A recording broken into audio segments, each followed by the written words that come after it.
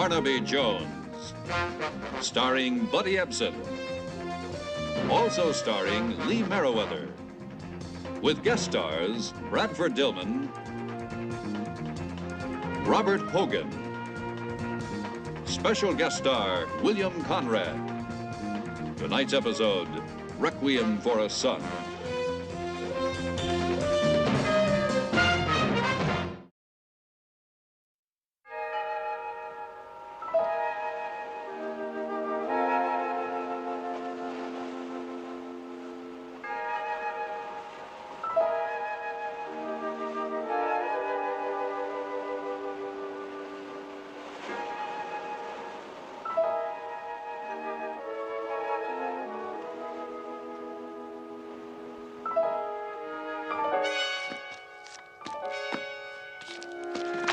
$94, $96, $98, $100,000.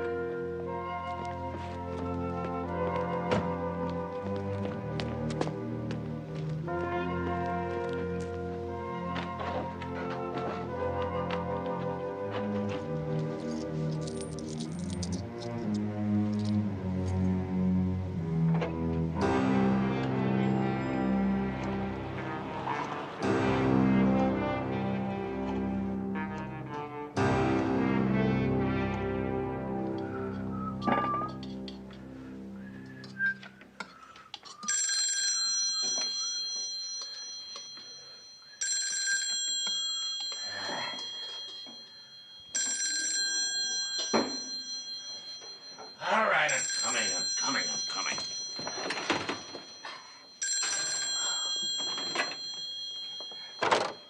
Hello. Hello, Frank. Hal Jones. Oh, Hal, how are you? I've got a problem. Yeah, what's wrong? Look, we're buddies, right? In the same business. I need some professional advice. Where are you? In a phone booth. Look, I've got myself into one hell of a jam trying to help out a client. May I talk to you in confidence? Shoot. Not over the phone. You know, I'm only a few minutes away. Well, look, I just put a spinach souffle in the oven. Why don't you come up here and share it with me, huh? I'll be right up. Okay. Thanks, Frank.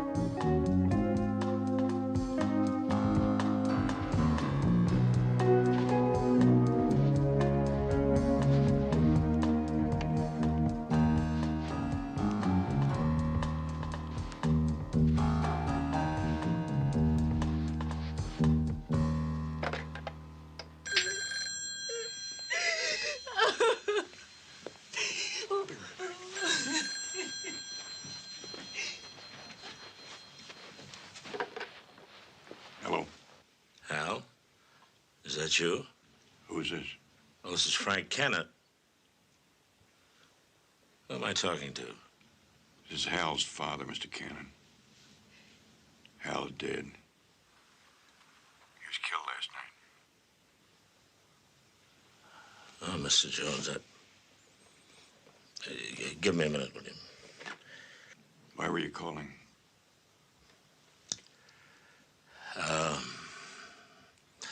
Well, Hal called me last night. What time? Oh, I guess it was about 11:45. From a payphone, he said that he was in some kind of trouble. What kind? He didn't say. He just said he wanted to talk to me, and I told him to come on up to my place. He said he'd be right over. I'll be right over. No, wait a minute. Hold on. Are the police there? They're here. Then why don't we meet at Hal's office before they get there? I'm on my way. All right. She's going to rest now. How are you feeling? Angry. Betty, listen to me. I've got to go out for a while. Mrs. Brenner will be here with you. I'll be back soon. Oh, please. Please. Keep the press away from her.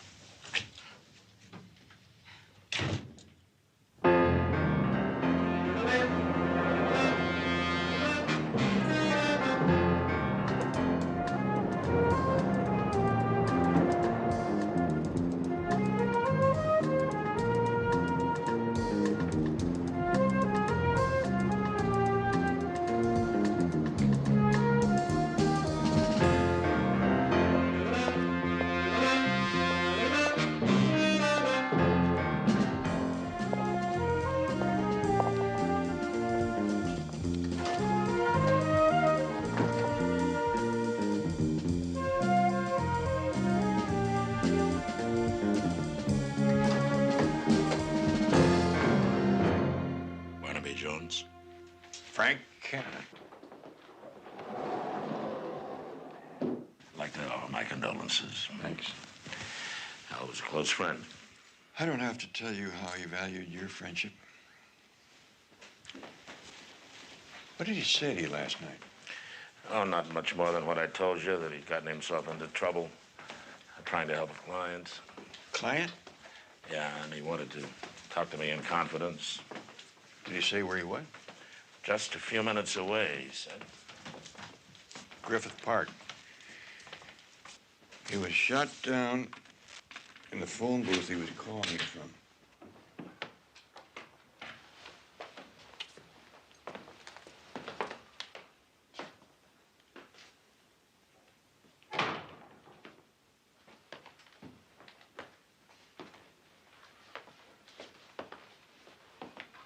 Place is like an old friend. And there are not many of them left.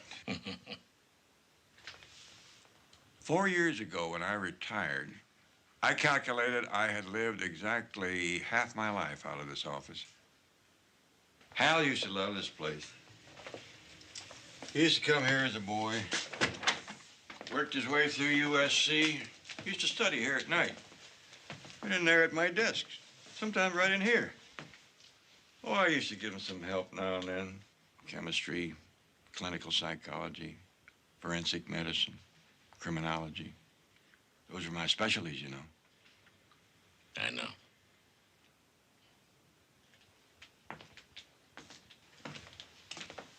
When I turned the business over to Hal, he didn't change a thing. Barnaby, I'd like your permission to take on this case. I'd consider it a personal score to find the man who killed your son. That's very generous of you, Cannon, but this is something for me to do. Here's another old friend. Only got to use it once in 28 years. Look, Barnaby, I'm going to be blunt with you. You have been in retirement for 4 years now. You said that yourself. Yes, but the old reflex is still sharp as a colt's. You ever work with horses, Cannon? Only the $10 window. Don't remind me of it. What about Hal's wife? I suppose she's going to be needing your help now. Yes, I thought of that. But the more I think of Betty, the more resolved I am to get this man myself. Cannon, you may be the best in the business, but I did all right for myself for 28 years, and Hal was my son. Okay. Which isn't to say that I might not need your help.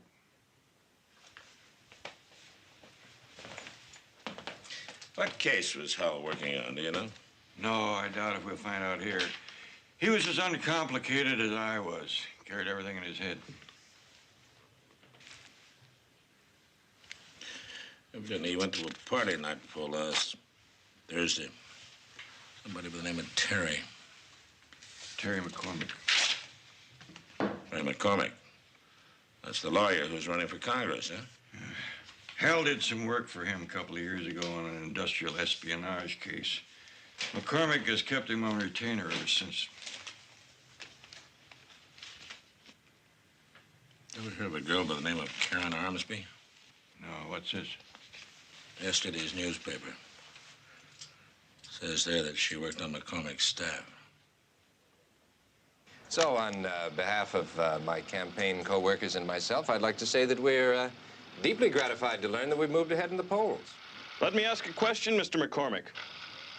Some commentators attribute your surging popularity to your free spending campaign style.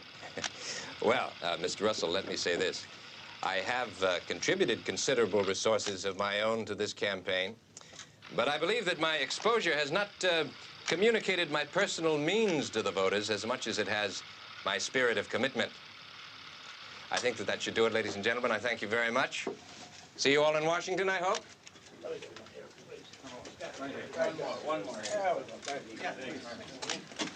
Mr. McCormick. I'm sorry, I have a heavy schedule this afternoon. I'm Hal Jones' father.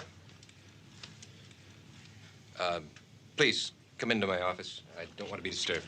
All right? That will be all for today, ladies and gentlemen. Most of your questions will be answered in this press release, so please take one on your way out. I only heard the news on my car radio as I was driving in.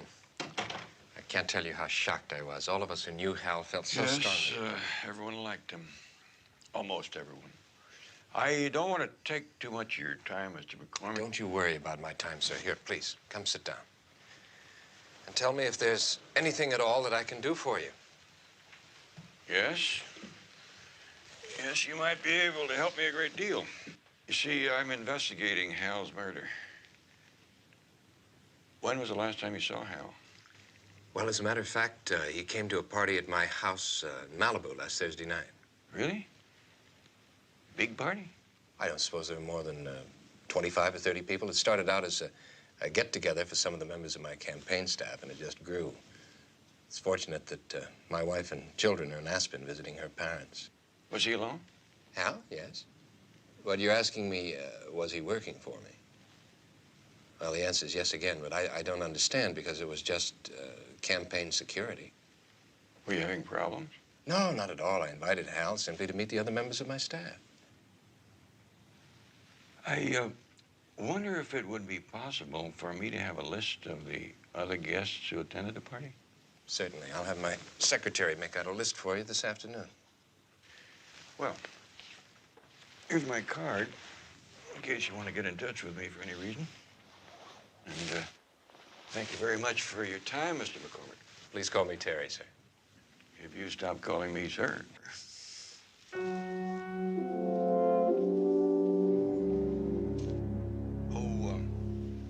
I forgot to offer my condolences to you on the death of the young lady who was working for you, Karen Armsby. Well, good luck on your campaign.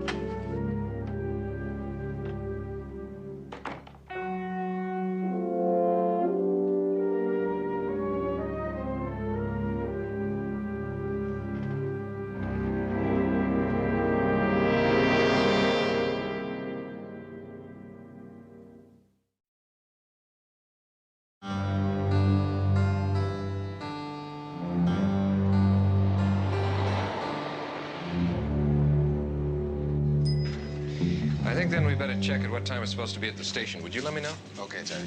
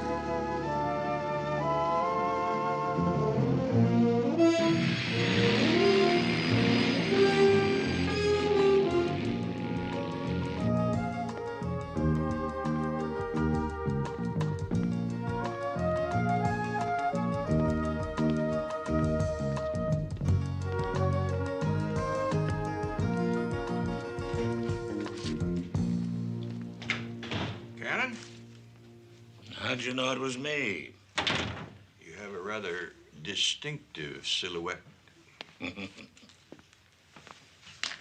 I talked to Terry McCormick today. He said Hal was at the party, but that's all. Here's a list of the other people. Karen Armsby was there, too. He played it close to his vest about her. Awful close.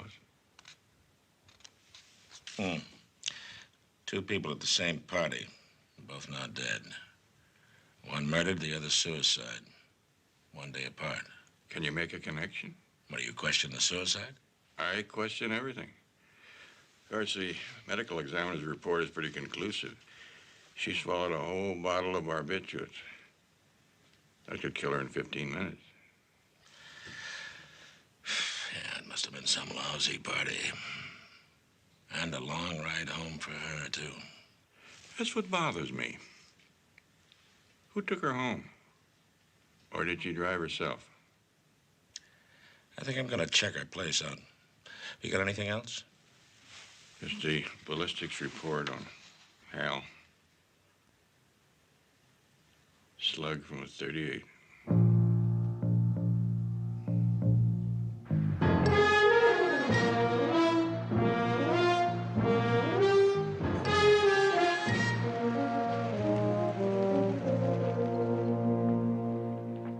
How did you happen to find her at 10 o'clock in the morning? I was returning her keys. What key? The car keys. Her car had been in the shop for a week. They just brought it back. The driver left the keys with me. I always put things away for Karen. She said I was like a mother to her.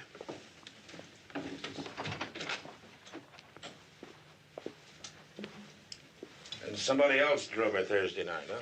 I don't know if it was one of them. She had lots of beaux. I didn't see her Thursday night.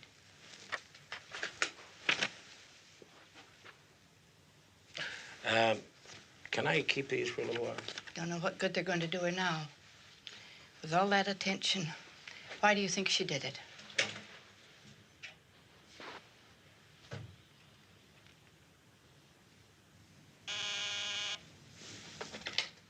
Yes. All right, I'll take it. Hello? I could have killed you today. That was just a warning, Mr. Candidate. Who is this? Where were you last night? We had a date, remember? At the Griffith Park Observatory? You think I was kidding or something? I kid you not. You need a little push, maybe. Like next time I try your side of the windshield. I got something better. I've got Karen's suicide note right here in my hand. What are you talking about? Oh, it's a real Valentine. Like how you were going to divorce your wife and marry her. But you lied. I'd be glad to give you a copy. I had several made up this morning for the newspapers. But I'm keeping the original just for you. What do you want? You've got a very short memory. The same as before, 100,000 in 20s.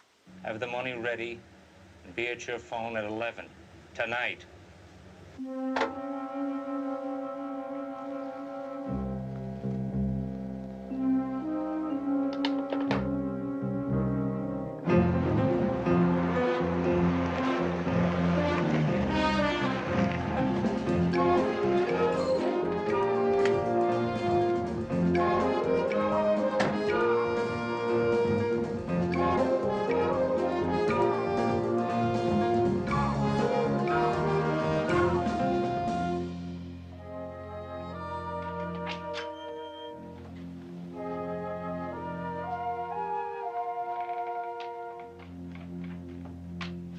What was that?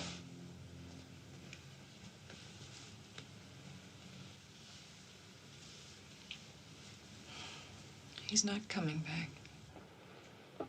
I know, honey. I know. It's what I've been afraid of for years. He always said, "Oh, honey, they don't shoot people like me. The worst I'll ever get is a traffic ticket or a punch in the face." I know. I used to say the same thing myself. Oh, I have got to do something. Let me fix you a cup of coffee. I guess I could do with a glass of milk. Good.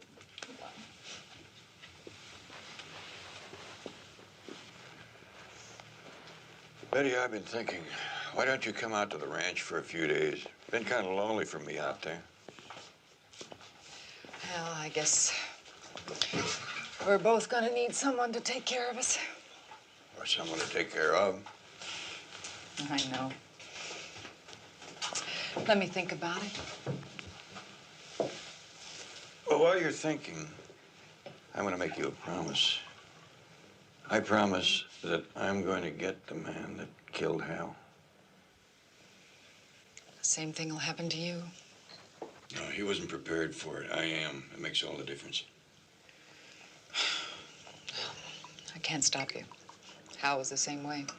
Have you any idea what he was up to? I didn't think so. What about that party he went to Thursday night? Terry McCormick's? Did he say anything about it? No. He acted strange the next morning. Strange? Oh, moody. Like something was on his mind. We were going to the ball game in the afternoon. He forgot all about it when Terry called. Terry called him Friday? Yes. I know they met in Hal's office that afternoon. Did he say where he was going Friday night? Same thing he always said. I'm going to meet a client. I'll get it. Hello? Well, I'm glad I reached you. What about? I think I have something which may help in your search. I'm listening. Can you come to my house? It's Rocky Point Cove, Pacific Coast Highway. I'll be there. Betty. I have to go out for a while.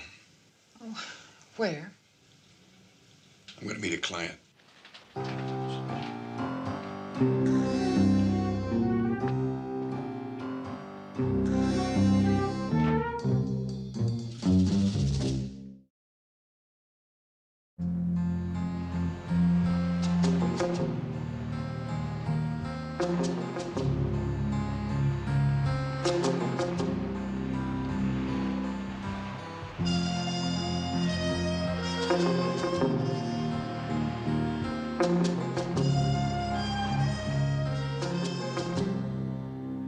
Quite a view you got there. Makes me think of China. All that water and nothing else between China and us. There she lies, a sleeping giant. Let her sleep. For when she wakes, she will shake the world. You know who said that? John Foster Dulles? Napoleon Bonaparte. Ah. Here. Oh, no, thank you. What's your opinion? Of Napoleon? The Chinese. Are you asking me as a politician or as myself? Aren't they one and the same? Well, the point I'm about to make is about the Chinese. Some of our politicians seem to have learned a lesson from them. You never know whether they mean what they say. One truth concealing another. Jones, I'd like to hire you. Why don't you start by telling me everything you can that'll help me catch my son's killer? Hal was killed by the same man who's blackmailing me. And you weren't entirely truthful with me this morning. No. Why? The blackmailer took a shot at me this noon in the garage of my office building. And you saw the man? No, I didn't. I ducked, naturally anticipating another shot, which never came. And by the time I looked up, he'd gone. You think he's trying to kill you? No. It was a warning shot. Because he called me at my office early this afternoon to threaten me again. Unless I come up with more money. How much money does he want? Another $100,000. Another 100,000. Tell me, Mr. McCormick, why are you being blackmailed? I'm a married man, Jones. The past few months, I've been having having an affair with Karen Armsby. Karen, oh, yes, that's the young lady that... Yes, that's the one. And she was here on Thursday night. In fact, this is where she killed herself. Well, the newspaper said that her body was found in her apartment. It was, because Hal and I took it there. You see, I discovered her body about midnight, lying in my bedroom. I couldn't believe it. She was lying there with that empty pill bottle beside her. Anyway, I went out, I locked the door, I went and told Hal. We waited for the guests to leave, which was about 1 o'clock in the morning. And then we took Karen and the pill bottle back to her place.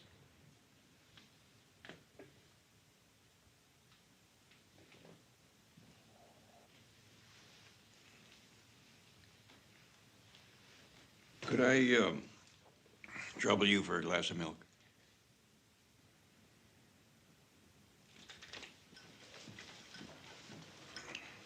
I see you're a sailor, too.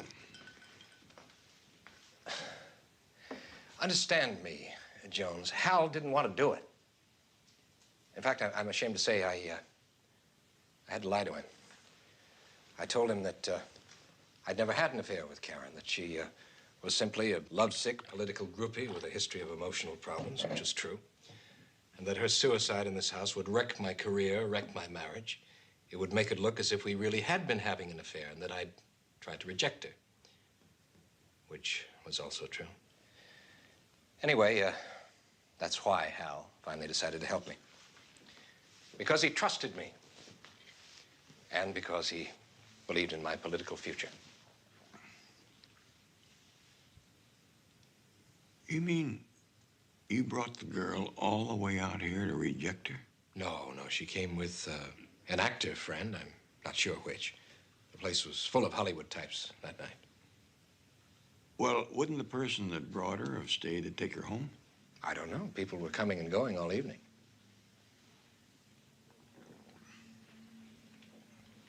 How did all this get Hal killed? Well, we didn't know it at the time, but obviously someone must have seen Karen's body in my bedroom before I did. Either that or they saw us carry her out. Anyway, I received this at noon on Friday.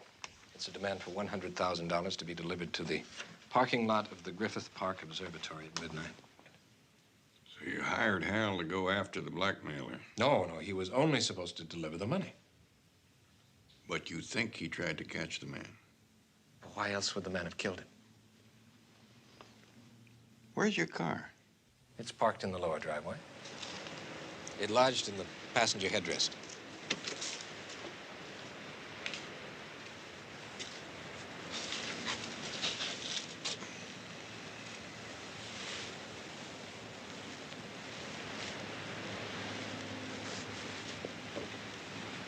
Mind if I hang on to this a while? Not at all. What are you going to do with it? I'm not entirely sure right now. Have you any idea who this man is? No, he told me simply to expect his call at 11 tonight.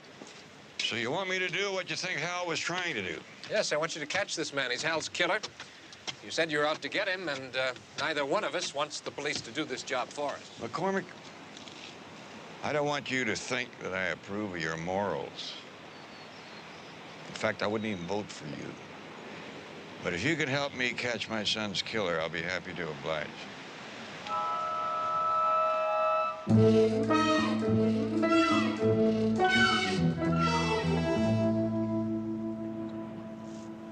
How can you eat those things? I can eat anything, as long as I can wash it down with a glass of cold milk. You know, I can believe the suicide part of Terry's story. I can even believe Hal's part in it. He was always fiercely loyal to his clients. But I just can't see him going as far as helping to pay off a blackmailer. Maybe he didn't. What do you mean? Maybe that's why he called me that night. Maybe he'd gotten himself into something he didn't like and he couldn't go through with it. But why kill him? Well, maybe he saw the blackmailer, like Terry said, and he was going to try to take him. Or maybe the blackmailer thought that Hal was calling the police. Maybe a lot of things. We could sit here and whine and maybe ourselves to death. But I'm taking that phone call with Terry tonight at 11 o'clock. I'm interested in finding out who's going to be on the other end of that line. Party guests? Yeah, a couple of them. A couple of Karen's other boyfriends. See, it's Reed and Marshall. Their names on the party list. Reed Carpenter and Marshall Eaton. They're both actors. Their addresses are on the backs of the pictures. Oh, we don't have much time. Why don't you take one and I'll take the other? Okay. You know, Barnaby, I would love to thank you for this wonderful lunch, but but I just don't have it in me.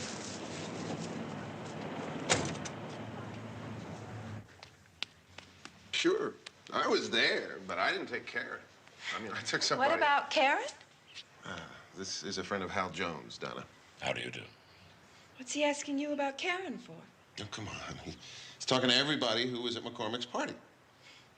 Some coincidence you take me to a party where she's at. I didn't even know she was going to be there. Reed took her. Reed Carpenter? Yeah. She didn't care any more about Reed than I do. She probably conned him into taking her because it was McCormick's party. She was freaky for McCormick. I don't imagine that pleased Reed too much, huh? Pleased him. They had an argument that night. Reed walked out. Who took her home? Oh, she always found somebody. The girl is dead, Donna. Well, I know how that breaks your heart, lover. Well, Mr. Eaton, perhaps you better go back and finish your shower. Thank you.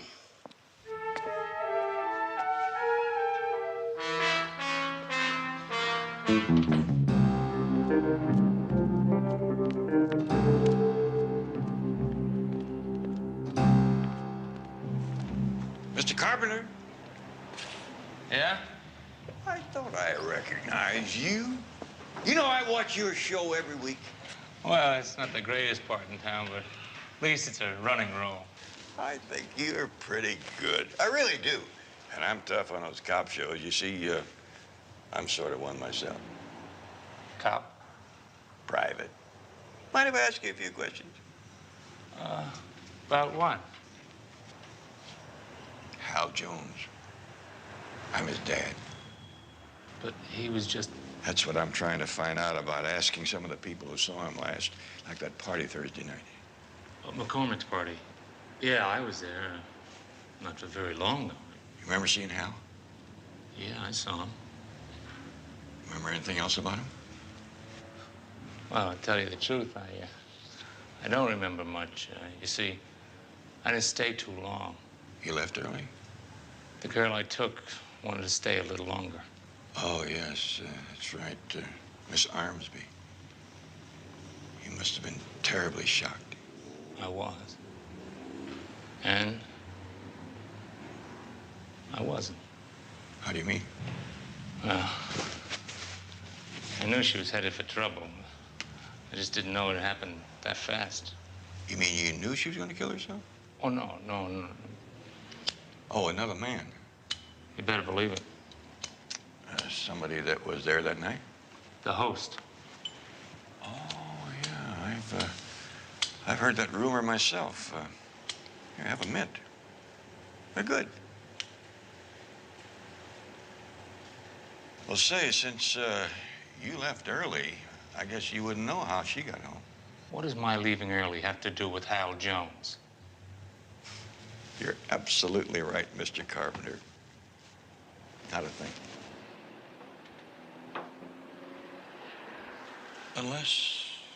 Unless what?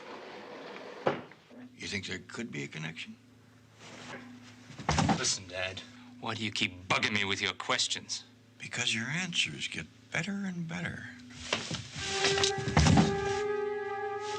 As your manners get worse and worse. This is my floor.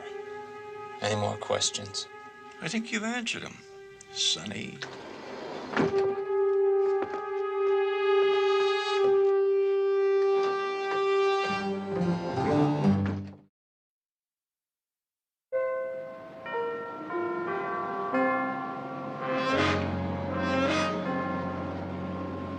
I'll tell you this, that Reed Carpenter is a real hothead. He hates questions about Thursday night almost as much as he hates Terry McCormick's guts. Marshal Eaton said about the same thing. Evidently, Reed and Karen had a fight about Terry, and he left the party early. And could have come back later, take her home, found the body. That's a great setup for blackmail, but murder? Nah. Look at this. Terry McCormick insists that the man who fired at him is the same man who killed Hal. This is a blow-up of the bullet that killed Hal. See the striations? Barrel markings along the side. Now this is a slug that I dug out of McCormick's car today. Let me see the other one. You see, the markings are entirely different. Yeah, they are. Yeah, this is from a .38, but someone else's .38. Sounds like we're looking for two men, a blackmailer and a murderer. We're going to a blackmailing. I want to see those two men meet. Reed Carpenter is just a guess. Educated guess. Come on, my friend. I'll hold Terry's hand. You see where Carpenter leads you. Okay.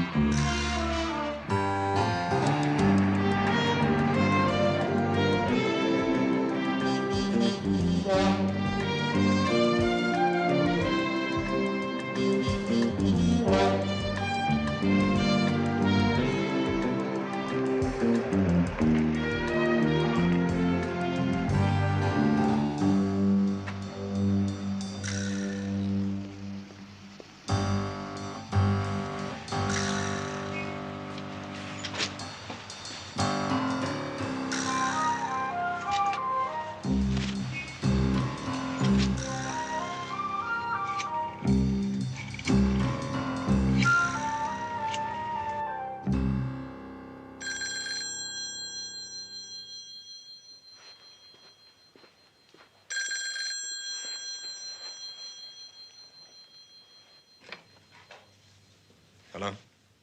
Go down the Harbor Freeway, across the Signal Street overpass to the first dirt road.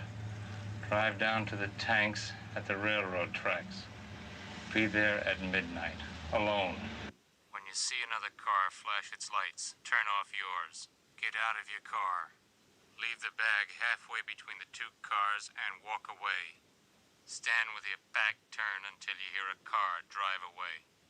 If you turn, you'll be shot. And this time, I won't try to miss.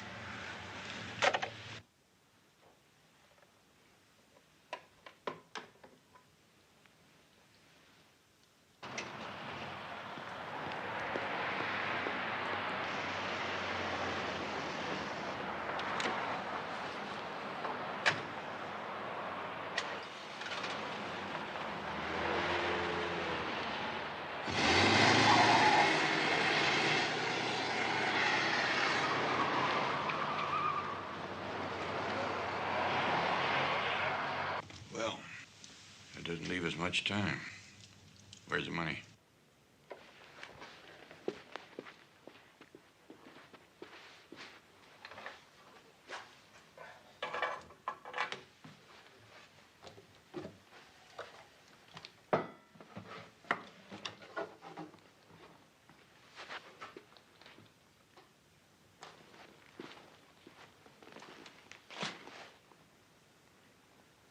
You carry it.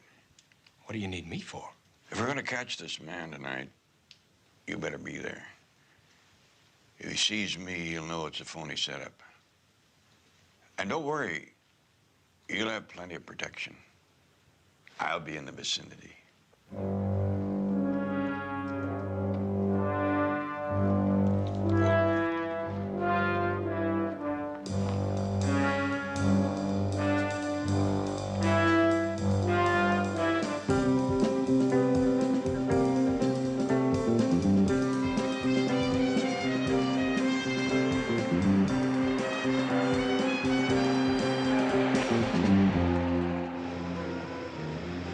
I hope you know what you're doing. Isn't that why you hired me?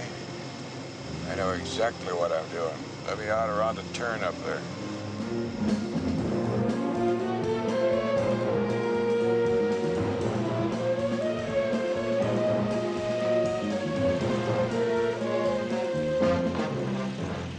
You go on ahead.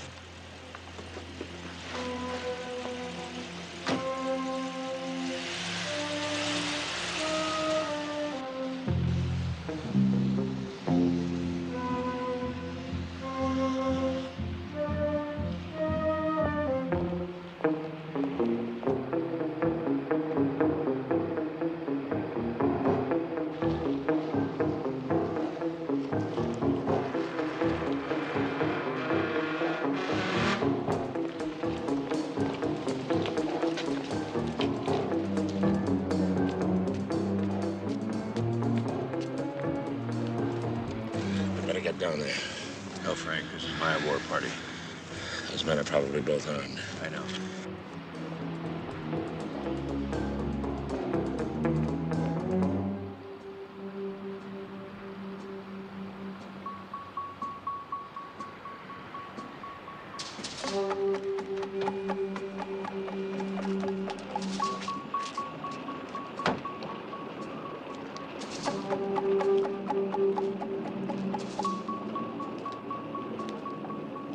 Stop right there.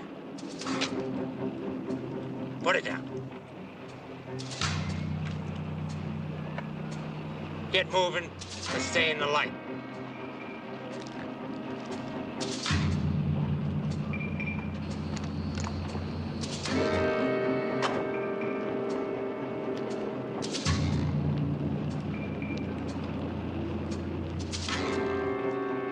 Keep your back turned.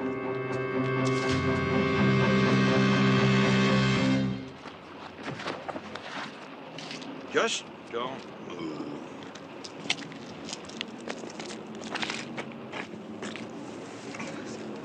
Well, Mr. Carpenter, I thought you only played roles of redeeming social virtue. Get up. Hold out your hand. Are you willing to wreck an entire career for a lousy $100 grand? Oh, no. Gentleman feels that you have a lot more at stake than he does. Well, it's almost worth it to see him suffer. Your life in jail? My life? That's the usual sentence for murder. What are you talking about? Hal Jones. You killed him Friday night when you made the blackmail drop. Nobody made any drop. He never showed up. I waited up there for 2 hours. Well, now, that's an interesting story, isn't it, McCormick? Might even be some truth in it. What do you mean? You thought that the only other person who knew about Karen's death was Hal. When the first blackmail note came, you thought he sent it. When you sent Hal to deliver the money that night, you followed him. When he didn't go to Griffith Park Observatory, you thought he was delivering the money to himself, and you shot him. And tried to frame me. You made the frame-up a lot easier, Mr. Carpenter, by running around firing wild warning shots. Jones, what are you talking about? You're supposed to be working for me. That's right. You hired me to catch your blackmailer and my son's killer. Why, that's almost a direct quote. And by golly, I think I got the both of you. I should have known you were too old to think straight when I heard you rambling on about China and Napoleon. Where's the proof? You're looking right at it, right here. What? This little old bag full of money. Just like the other night when Hal took it out with him. You see, I know this is Hal's because I gave it to him for his birthday a week ago. And how the hell did you get it back from him after he was murdered? Unless you were there. Zip up the back. Bring it to the car. I didn't want this to happen. Believe me, Jones. Any more than I wanted to kill Hal. Drop it. Or I'll kill you where you stand.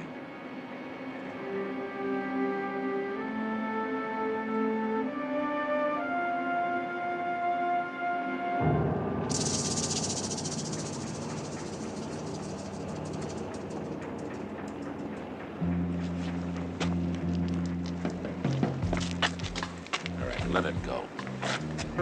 Thanks. Like your old friend. Glad I didn't have to use it again.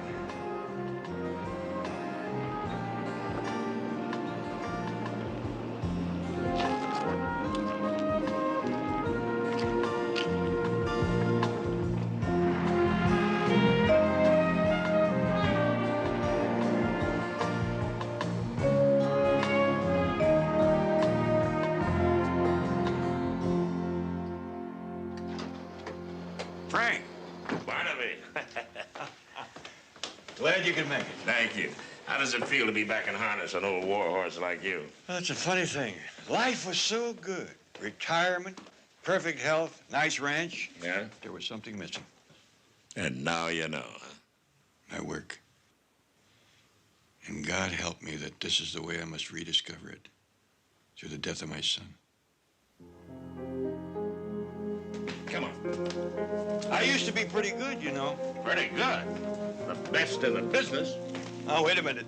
That's my line for you. Ah, come on.